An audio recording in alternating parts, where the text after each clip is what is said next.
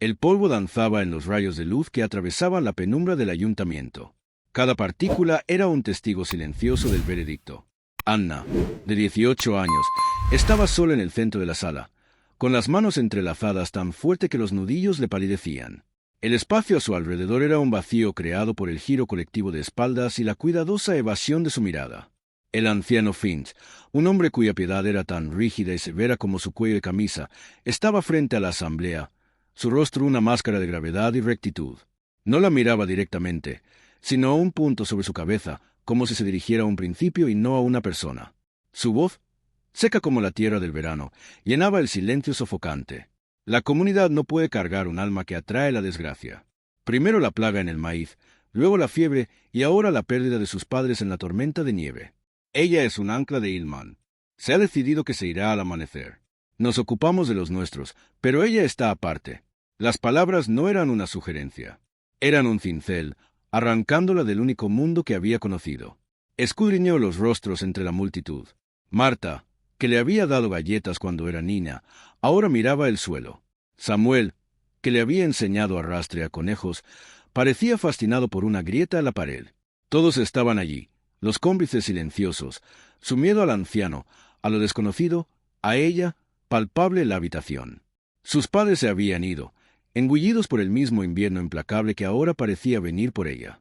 Le habían enseñado a leer la tierra, a entender el lenguaje sutil de las estaciones, un conocimiento que el pueblo ahora consideraba extraño y perturbador. Veían su observación silenciosa como un signo de desapego, su autosuficiencia como un rechazo de sus costumbres. Su dolor era una tierra salvaje que se negaban a recorrer, y por eso la expulsaban a una real. No lloró. Las lágrimas eran una moneda que no podía permitirse gastar. En cambio, una fría y dura resolución comenzó a formarse en su interior, un sentimiento sólido e inquebrantable como el granito. La veían como una carga, una maldición.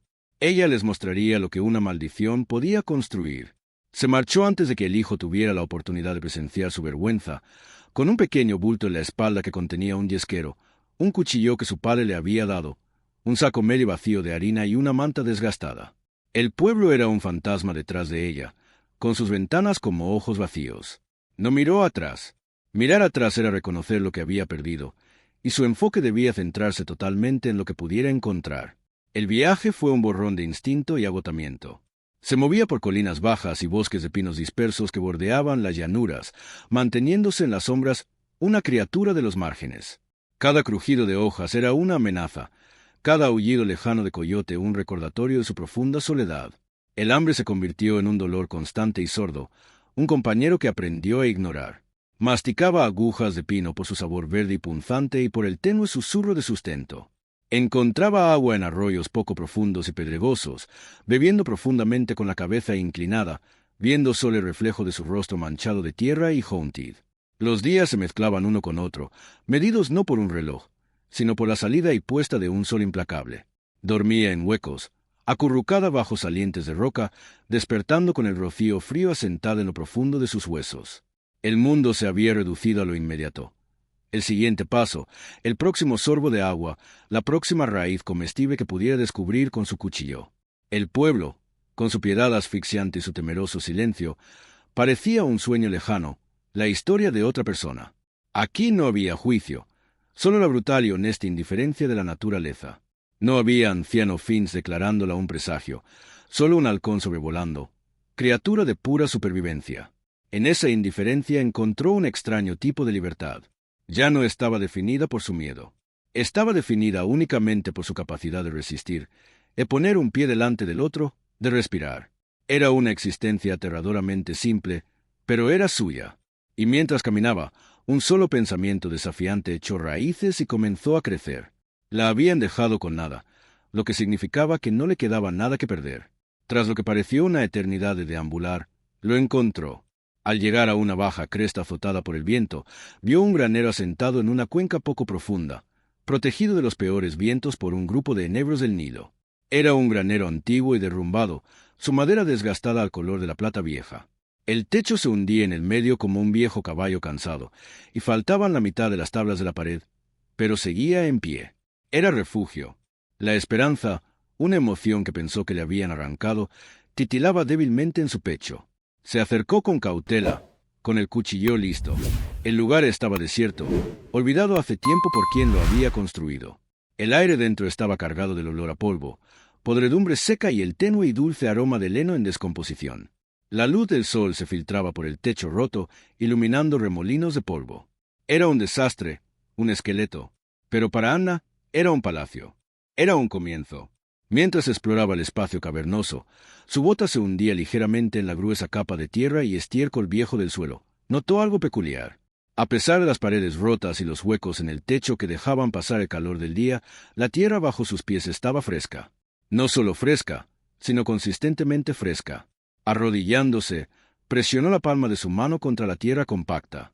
Era una frescura profunda y estable, un contraste marcado con el suelo quemado por el sol justo fuera de la sombra del granero. Las palabras de su padre regresaron a ella, un eco débil de tiempos más felices. Había estado cavando un sótano para raíces, explicando por qué funcionaba. La tierra tiene una larga memoria de temperatura. Anna, baja unos pies, y el mordisco del invierno y la quemadura del verano no podrán alcanzarte. Aquí, bajo la sombra parcial de esta ruina, gobierna su propio consejo. El efecto parecía amplificado. El suelo se sentía estable, un reservorio de calma templada. Una idea, salvaje y audaz, comenzó a formarse en su mente. Era una apuesta, una tarea monumental para una sola persona con casi ninguna herramienta. Pero el granero ofrecía un techo, aunque roto, y la tierra debajo ofrecía un secreto. Ofrecía una oportunidad no solo de sobrevivir al invierno que se avecinaba, sino de desafiarlo. El trabajo comenzó con sus manos y su cuchillo.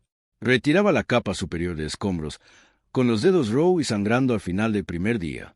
Su única otra herramienta era una piedra plana y afilada que había encontrado junto al arroyo, que usaba como pala rudimentaria para romper la tierra compacta. El progreso se medía en pulgadas, en cubos de tierra que sacaba usando un pedazo rasgado de su propia camisa. Era un trabajo agotador que aplastaba el alma. Su espalda gritaba en protesta, sus músculos ardían con un fuego que nunca se apagaba, y por la noche caía sobre su manta delgada, demasiado exhausta para incluso soñar. Pero con cada pala de tierra, la chispa desafiante dentro de ella crecía más intensa. Esto no era solo un agujero en el suelo. Era una fortaleza. Era un acto de creación frente al acto de destrucción del pueblo. Cavó aproximadamente 4 pies hacia abajo y luego comenzó a excavar lateralmente, formando una pequeña cámara subterránea bajo el suelo del granero. La tierra era densa pero trabajable, una mezcla de arcilla y limo que mantenía su forma. Después de semanas de esfuerzo incansable, tenía un espacio de aproximadamente 6 pies de largo y 4 de ancho. Era una tumba, una madriguera, una herida en la tierra. Era su primera obra. Ahora necesitaba gallinas. Ese era el mayor desafío.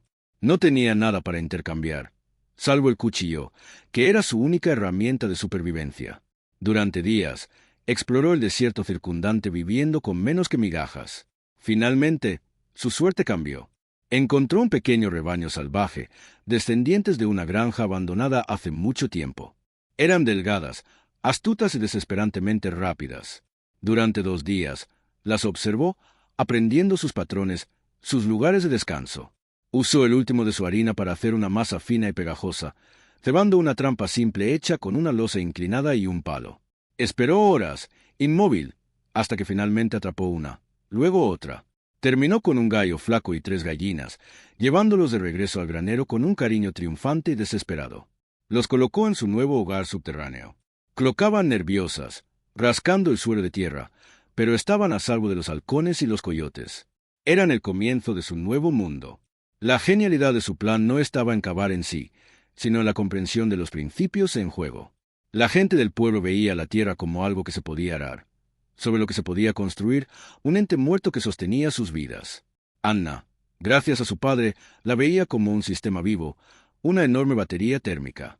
Cuanto más profundo se iba, menos fluctuaba la temperatura. La superficie podía oscilar de 100 grados en verano a menos 20 grados en invierno. Pero a 1,5 metros de profundidad, la Tierra permanecía en una banda estrecha y estable de temperatura, aproximadamente entre 45 grados y 55 todo el año. Este era el secreto en el que apostaba toda su existencia. Sus refugios subterráneos no eran solo agujeros, eran hábitats cuidadosamente diseñados. Había cavado una zanja principal en el centro del granero, un pasillo hundido para ella. Desde esta arteria central, Excavó las cámaras laterales como habitaciones de un corredor. Cada cámara estaba conectada a la superficie por dos pequeños conductos de ventilación escondidos con ingenio. Uno orientado hacia el viento predominante atraía aire fresco. El otro, al lado protegido, permitía que el aire viciado escapara. Esta circulación constante y lenta evitaba que el aire se estancara y se llenara de enfermedades. Los conductos eran estrechos, cubiertos con una celosía de palos y barro para mantener alejados a los depredadores y conservar el calor. La verdadera magia, sin embargo, estaba en el calor que producían las gallinas. En un espacio confinado e aislado, el calor corporal de una docena de aves no era insignificante. Elevaba la temperatura ambiental de la cámara subterránea desde los 50 grados de la Tierra hasta unos cómodos 65 grados. Era un sistema autocalentado, impulsado por la vida misma. El granero encima actuaba como un amortiguador crucial. Su techo y paredes deterioradas, aunque de pobre aislamiento contra el frío, mantenían la nieve fuera del suelo directamente sobre sus refugios. Esto evitaba que la tierra se congelara, permitiendo que el intercambio geotérmico continuara sin obstáculos. Estaba creando un microclima, un bolsillo de estabilidad protegido del brutal caos de las estaciones. Era un mundo construido no de madera y clavos, sino de tierra, aire y una profunda comprensión de fuerzas que el pueblo había descartado como mera naturaleza. Con la primera cámara establecida y su pequeño rebaño seguro, el trabajo de Anna pasó de la supervivencia desesperada a la expansión estratégica. Las 4 gallinas eran un comienzo, pero no eran suficientes. Necesitaba más aves, más espacio, más alimento almacenado contra el inevitable asedio del invierno. Cada día era una carrera contra el sol, un ciclo implacable de labor que llevaba su cuerpo al límite. Pasaba las mañanas cavando, expandiendo su red subterránea. La zanja central se profundizaba y alargaba, y nuevas cámaras se ramificaban, cada una un testimonio de su voluntad inquebrantable. Se convirtió en un artista de la tierra, aprendiendo a apuntalar los túneles con piedras donde el suelo era suelto, a formar los nidos directamente en las paredes de barro. El montón de tierra excavada creció hasta formar un pequeño montículo al fondo del granero, un monumento a su industria. Por las tardes, recolectaba alimentos. Las tierras que antes parecían estériles y hostiles comenzaron a revelar sus secretos a sus ojos pacientes. Recogía cebollas silvestres, raíces de junco y hojas de diente de león para sí misma. Para las gallinas, recolectaba bolsas de saltamontes en el calor del final del verano, secándolos para crear un suplemento rico en proteínas para el invierno. Encontró campos de girasoles silvestres y cosechó cada semilla con paciencia. Localizó pastos salvajes y los cortó con su cuchillo, tallo por tallo, atándolos en heno y llevándolos de regreso al granero. Su rebaño comenzó a crecer. Las gallinas, seguras y bien alimentadas en su entorno protegido, comenzaron a poner huevos con sorprendente regularidad. Permitió que los primeros nidos eclosionaran, cuidando con esmero los pequeños polluelos. Sus aves pasaron a ser 10, luego 20. El suave cloqueo y los rasguños bajo el suelo del granero se convirtieron en un zumbido constante y reconfortante, el sonido de la vida persistiendo contra todo pronóstico. Ya no era solo una sobreviviente.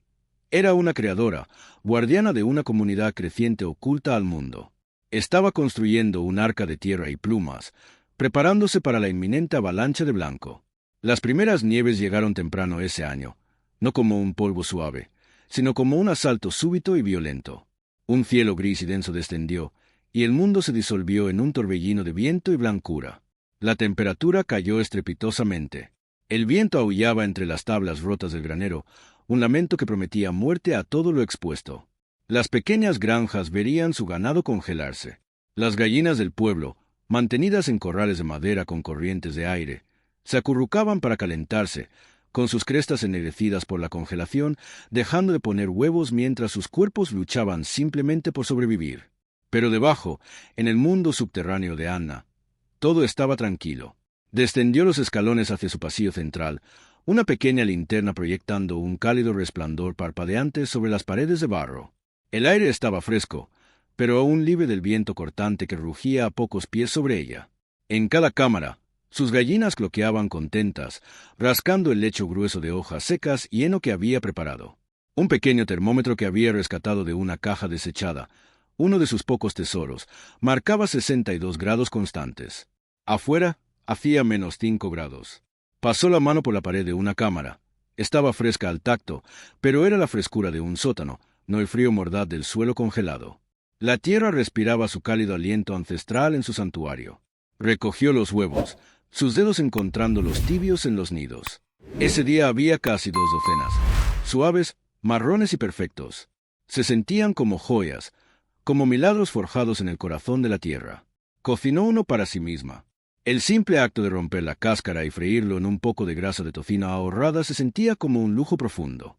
Era proteína pura, energía pura, un regalo de su rebaño. Esta era la prueba. Esta era la victoria. Mientras el mundo de arriba era barrido por la tormenta, su ecosistema oculto no solo sobrevivía, sino que prosperaba. Había apostado por un principio, por un pedazo de sabiduría de su padre apenas recordado, y había ganado. El frío no era su enemigo. Era precisamente lo que demostraba la genialidad de su diseño. Durante semanas, la nieve siguió cayendo. El mundo se convirtió en una vasta extensión blanca y uniforme. El granero era la única isla en un mar congelado. La vida de Anna se redujo al cálido y terrenal espacio bajo las tablas del suelo. Sus días eran un ritmo simple y pacífico de cuidar a su rebaño, remendar su ropa desgastada y racionar sus provisiones. El miedo constante de bajo nivel que la había acosado durante meses fue reemplazado por una tranquila confianza. Tenía suficiente comida para ella y sus aves hasta la primavera. Estaba segura. Estaba cálida. Era independiente. No escuchaba nada del pueblo. Podría haber estado en otro continente. Pero sabía lo que un invierno como ese podía hacer. Recordó las historias de su infancia. El duro invierno del 78 que se había llevado a una docena de almas, el hambre que había carcomido los márgenes de su comunidad. Sus reservas de alimentos estarían disminuyendo. Sus animales, si no estaban ya congelados, serían un peso improductivo, consumiendo preciado alimento sin retorno. El pensamiento no le provocaba placer ni sensación de venganza. Era simplemente un hecho, tan sólido e inevitable como el suelo helado. Entonces, una tarde, lo vio. Una figura oscura luchando por abrirse paso a través de los profundos bancos de nieve, moviéndose lenta pero deliberadamente hacia su granero. Su corazón saltó a la garganta. ¿La habían descubierto? ¿Sería el anciano que venía a terminar el trabajo y expulsarla incluso de esta ruina? Apagó la linterna y se retiró a las sombras más profundas del granero, la mano aferrada al mango de su cuchillo. La figura se acercó, un hombre envuelto en abrigos harapientos, su rostro cubierto por una bufanda. Se detuvo al borde del claro, su aliento formando nubes en el aire gélido, y llamó, su voz delgada y rasgada. «Hola, ¿hay alguien ahí?» No era la voz potente y autoritaria del anciano. Era la voz de un joven, cargada de agotamiento y desesperación. Era Jacob, el hijo del herrero, un chico que nunca le había hablado, pero que tampoco se había unido a las burlas. Había sido uno de los silenciosos, su mirada siempre fija en el suelo. Ahora estaba en el límite de su mundo, con los ojos recorriendo el granero derruido como si fuera un espejismo. Anna permaneció oculta en las sombras, su silencio un escudo. Jacob dio unos pasos más, dudosos, con sus botas crujientes en la nieve silenciosa. «Por favor», llamó de nuevo, su voz un rugido tembloroso. «Escuchamos historias. Un viajero que pasó por aquí semanas atrás vio humo. No lo creímos, pero estamos desesperados». Bajó la bufanda de su rostro. Parecía años mayor de lo que recordaba, sus mejillas hundidas, los ojos grandes con un miedo que trascendía el orgullo. El silencio se extendió, espeso y pesado. Anna ponderó sus opciones. Podía permanecer callada, dejar que él asumiera que el lugar estaba vacío y verlo regresar al pueblo hambriento que la había repudiado.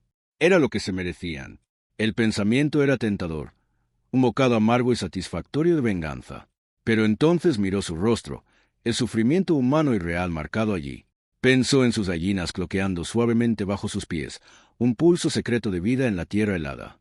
Su victoria se sentiría vacía si solo fuera para ella. Había demostrado que podía sobrevivir. Ahora la pregunta era diferente. ¿Qué tipo de persona sería?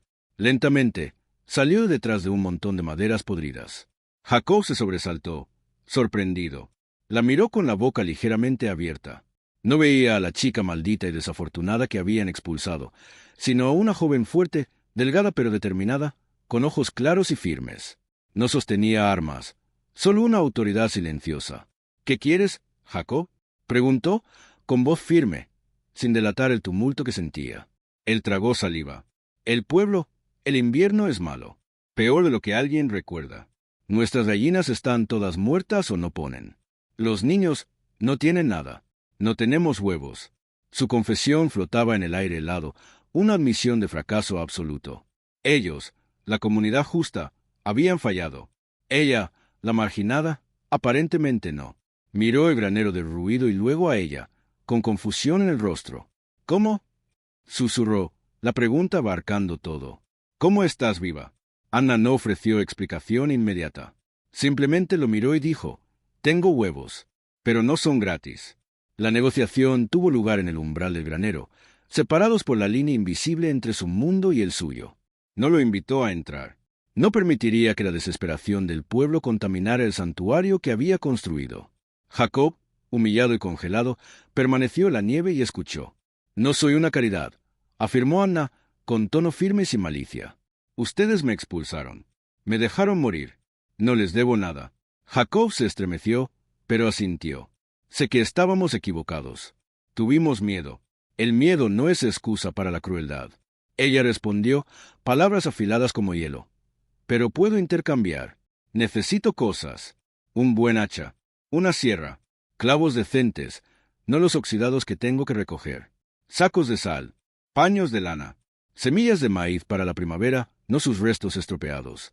El buen grano de la tienda general enumeró sus demandas con calma y precisión. Había pasado largas noches oscuras pensando en lo que necesitaría para transformar su supervivencia precaria en algo permanente y seguro. Cada artículo era un ladrillo en los cimientos de su futuro. Jacob escuchaba, con los ojos abriéndose ligeramente ante la extensión y especificidad de la lista. No era la petición de una esposa hambrienta agradecida por cualquier ayuda. Era una propuesta de negocio de alguien que sabía exactamente el valor de su producto. No tenemos mucho, tartamudeó él. La tienda casi está vacía. Entonces búscalo, dijo Anna, con voz inquebrantable. Por cada 10 docenas de huevos, me traerás un artículo de mi lista. Lo dejarás en el borde del claro. Yo dejaré los huevos en el mismo lugar después de que te hayas ido. No hablaremos. No nos encontraremos. Ese es el trato. Era un intercambio despojado de todo sentimiento. Un trueque frío de bienes por bienes. Era el único lenguaje que el pueblo entendería. Le estaba dando una tabla de salvación, pero los obligaba a reconocer su valor, su poder.